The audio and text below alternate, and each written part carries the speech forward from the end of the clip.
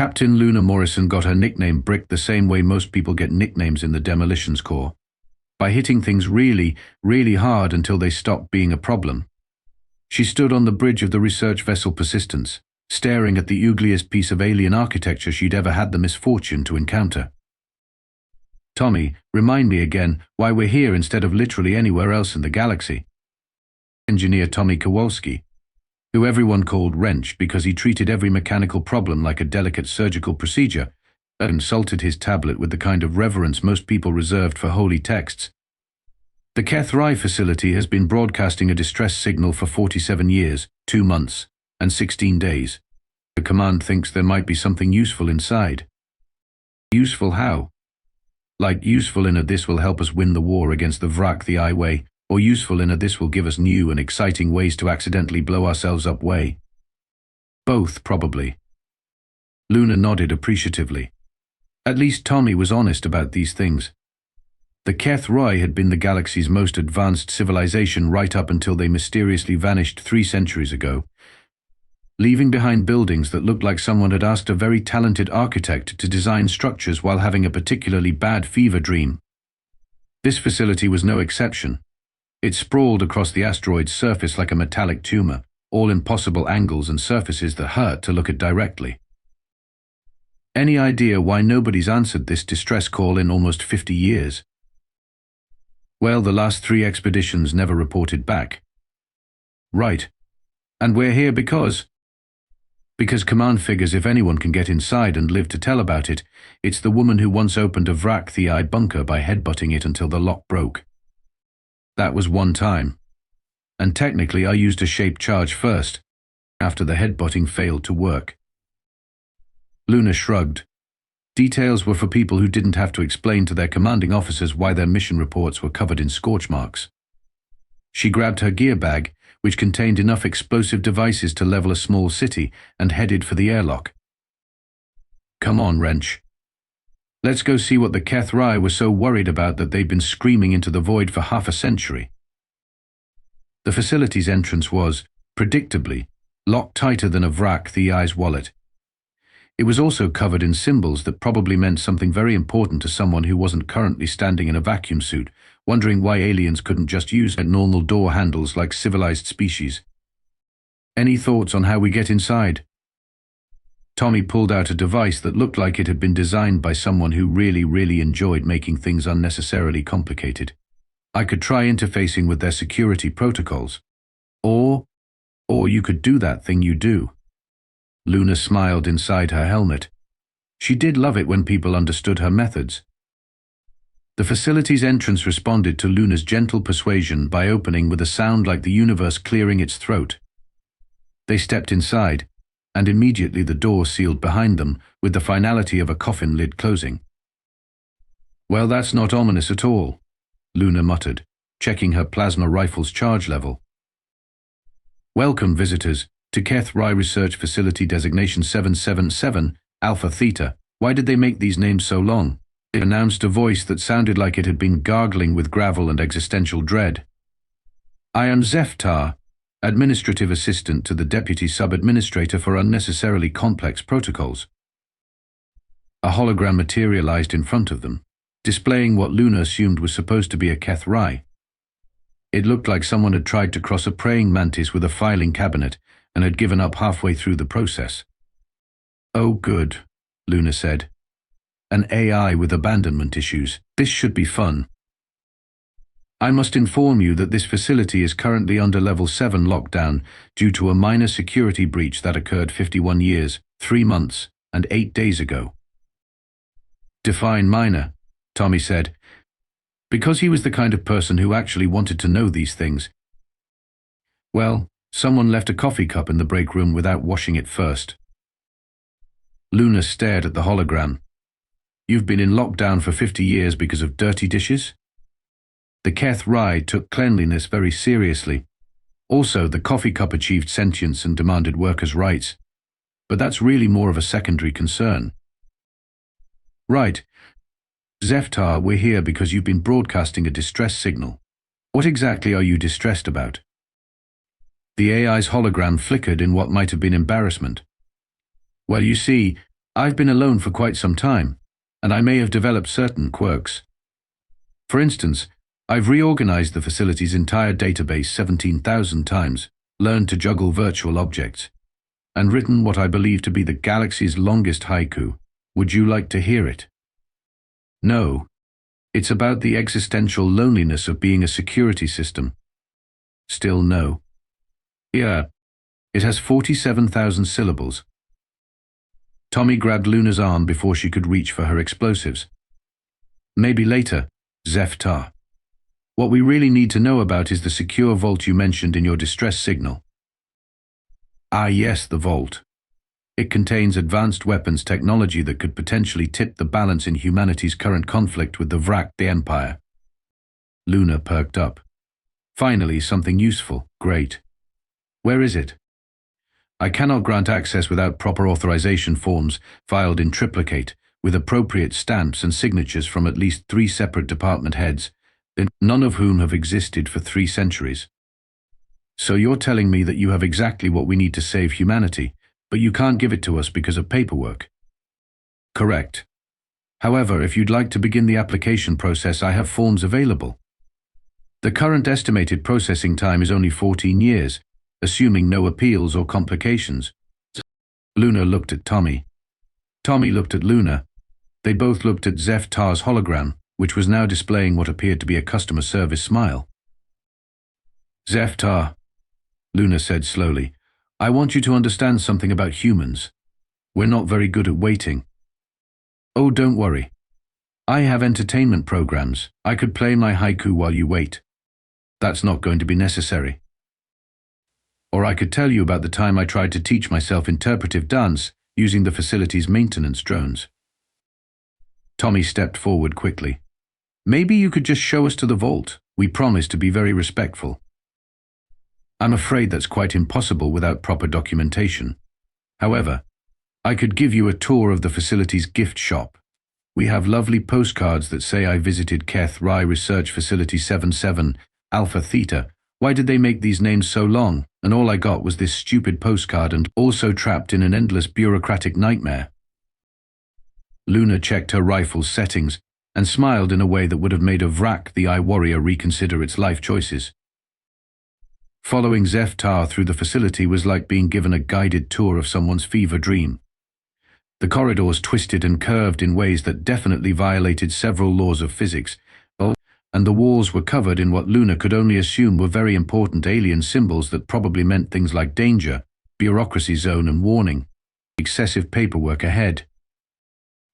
Here we are, Zeftar announced, stopping in front of what had to be the most aggressively secure door Luna had ever seen. The restricted vault containing advanced weapons, cache designation 42 Alpha, really very dangerous, please don't touch. The door was a masterpiece of paranoid engineering.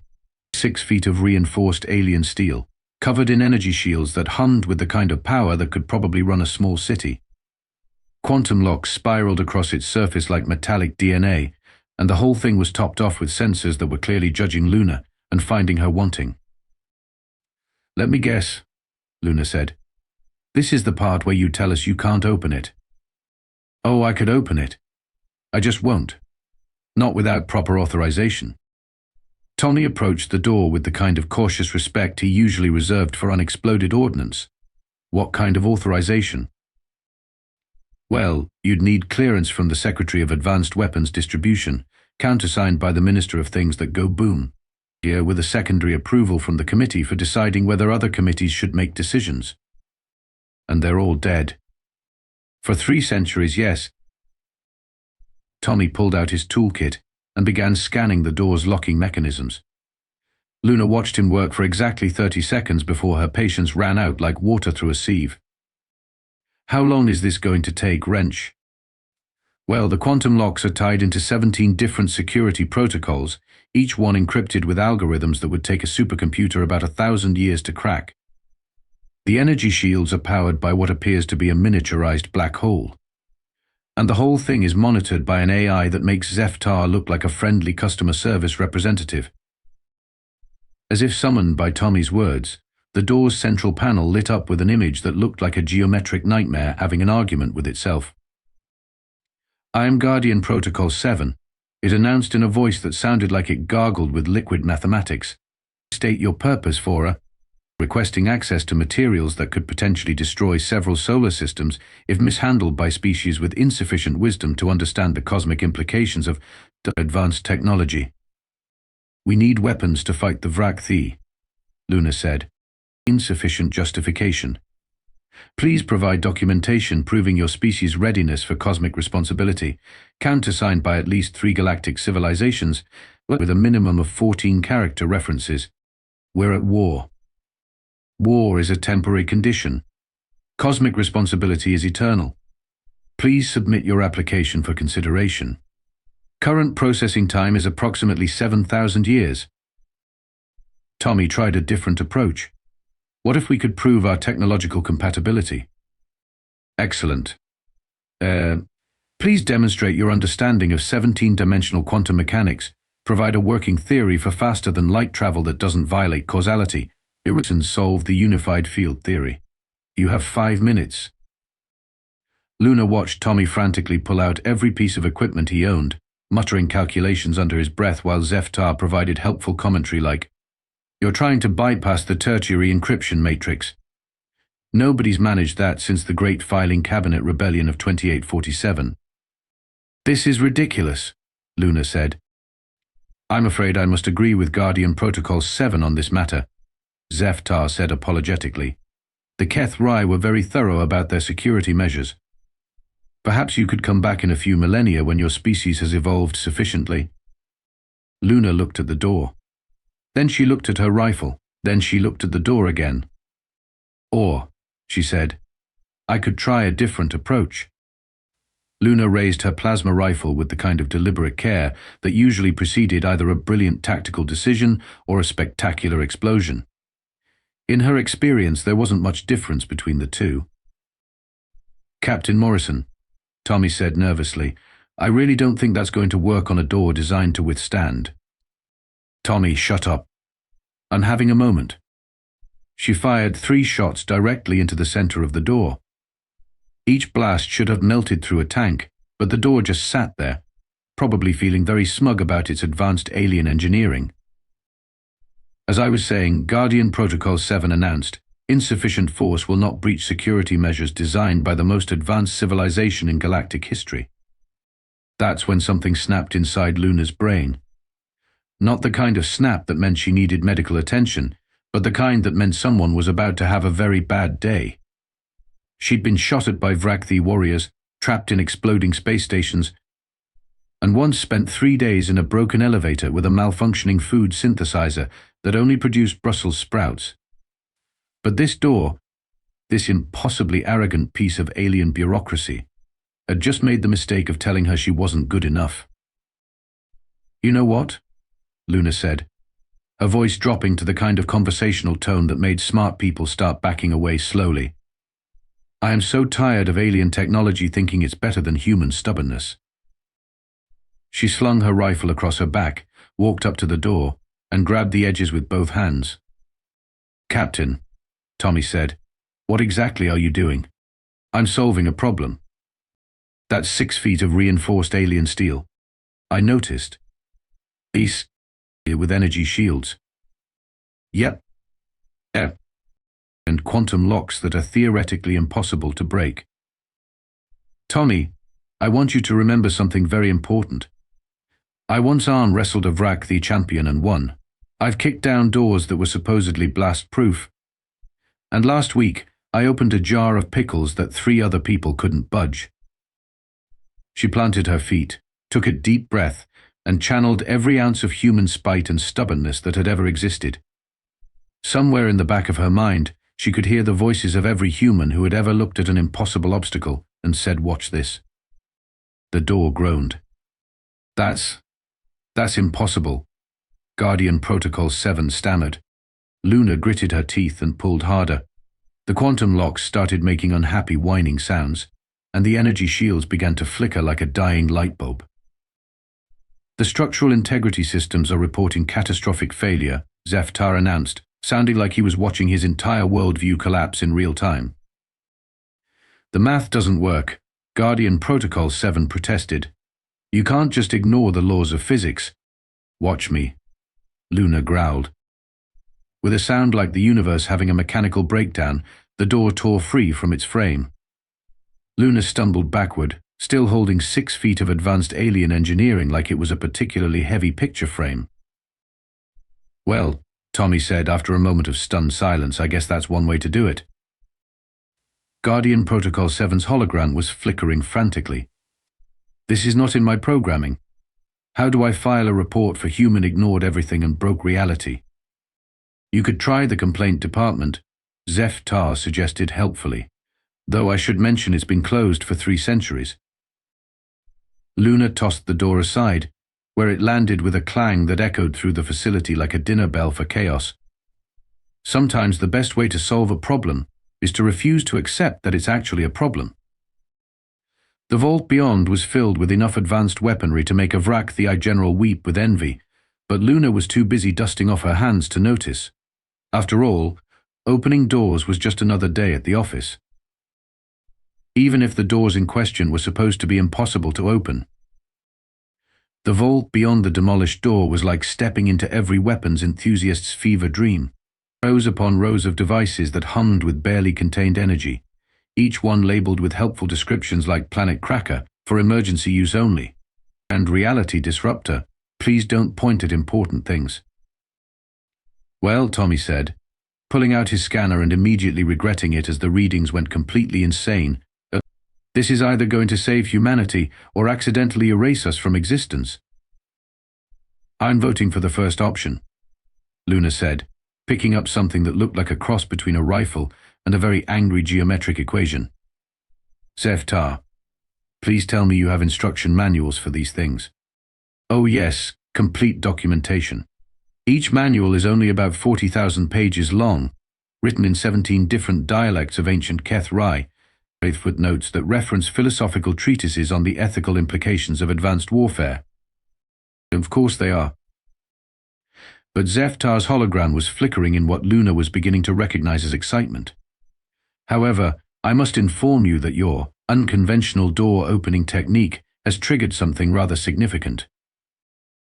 "Define significant," Tommy said, because he'd learned that when AIs got excited, humans usually ended up having to fill out incident reports. The override protocols had been activated. Guardian Protocol 7's hologram materialized next to them, still looking deeply traumatized by recent events. The override protocols are ancient Keth-Rai programming designed to recognize beings capable of accomplishing tasks deemed impossible by conventional analysis. Meaning that Captain Morrison is now officially classified as Administrator of Keth-Rai Research Facility 777 Alpha Theta. Why did they make these names so long? Luna stopped examining the weapon in her hands. "I'm sorry, what now?" "Congratulations," Zef-Tar said, projecting what might have been confetti.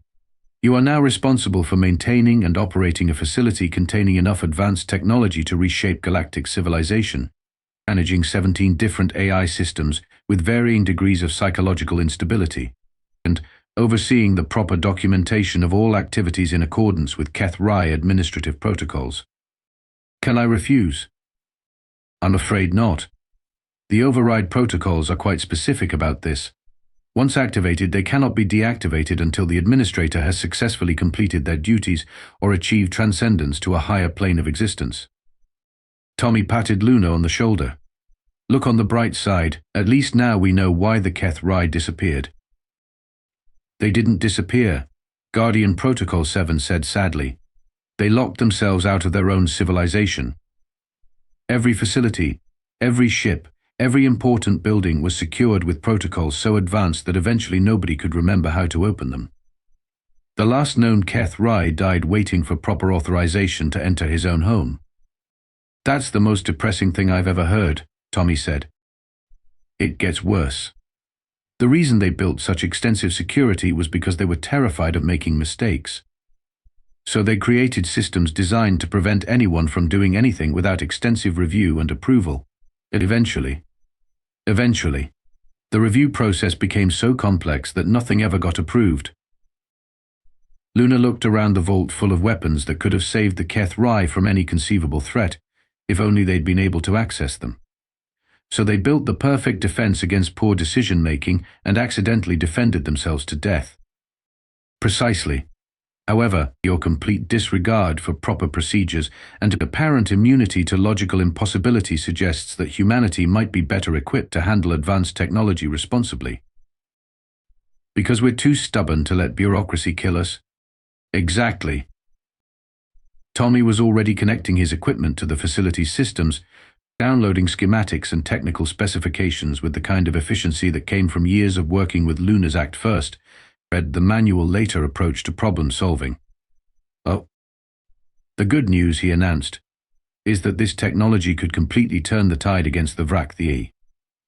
The bad news is that we now have to figure out how to explain to Command that our new secret weapon comes with its own AI-powered anxiety disorders and a gift shop. I'm sure they'll adapt, Luna said, strapping on what appeared to be a weapon that could punch holes through reality itself. After all, if there's one thing humans are good at, it's taking other people's impossible problems and making them work anyway. Zeftar's hologram beamed with something that might have been pride. I believe this is the beginning of a beautiful partnership. Administrator Morrison. Luna sighed. She'd wanted to solve humanity's military problems, not become the galaxy's most overpowered building superintendent. But then again, she'd torn a door off its hinges today, so really, how much weirder could things get? 3 months later, Luna was discovering that the answer to how much weirder could things get was significantly weirder than anyone had reasonable cause to expect. The story of the human who'd literally torn through impossible alien security had spread across the galaxy with the speed of really good gossip. The Vrak-the, who had been confidently advancing on human space with the casual arrogance of a species that had never met anything they couldn't conquer, suddenly found themselves dealing with weapons that made their most advanced technology look like sharpened sticks. Captain Morrison, Admiral Hayes said over the communication link, I'm looking at reports that say you've somehow managed to turn an abandoned alien facility into the most advanced military research installation in known space. Yes, sir. Also, I apparently own it now. How does someone accidentally become the owner of an alien research facility? Very carefully, sir. And with a lot of help from what I've learned are called override protocols, which are apparently the galaxy's most complicated way of saying finders keepers. Tommy walked into Luna's new office, which used to be Zeftar's primary data processing chamber and now looked like what would happen if a human military command center collided with an alien art installation. He was carrying a tablet and wearing the expression of someone who had just discovered new and exciting ways for technology to be needlessly complicated. Boss, we've got 3 new requests for diplomatic meetings. The hegemony wants to discuss mutual cooperation in the face of changing galactic dynamics. The consortium is offering to buy the facility for approximately the gross domestic product of 12-star systems. And the Vrak-the have sent what I think is supposed to be a peace treaty. What's it say? Near as I can tell, please don't hurt us. We promise to stop invading things if you promise not to demonstrate any more of your terrifying human abilities. Luna leaned back in her chair, which had been designed for a species with entirely different anatomy and was therefore both completely uncomfortable and somehow the most expensive piece of furniture she'd ever owned. Any word from the other facilities? Place that had been the real surprise. It turned out that Luna's door-opening demonstration had triggered override protocols across 17 different Keth Rai installations throughout the galaxy. Humanity had gone from struggling against the Vrak-the to suddenly owning more advanced technology than most civilizations knew existed. Facility 12 reports that their new human administrator successfully activated their defensive systems by threatening to show them what a real malfunction looks like.